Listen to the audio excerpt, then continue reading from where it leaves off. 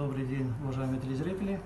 18 марта 2020 года главным государственным санитарным врачом Анной Юрьевной Поповой было принято постановление номер 7 о определении обеспечения режима изоляции прибывших из неблагополучных стран и в целях запрещения.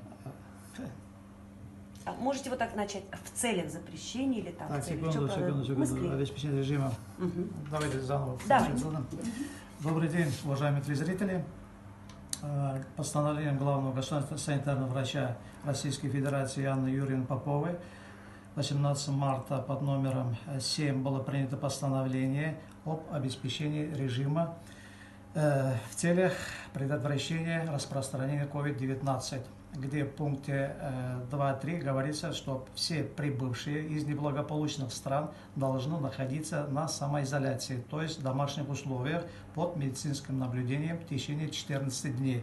Что это значит находиться на самоизоляции? Это значит, есть определенные ограничения. Нельзя выходить за пределы дома, за пределы места жительства, нельзя ходить в торговые центры, нельзя ходить в места развлечения. Отказаться надо от поездок, от любых поездок.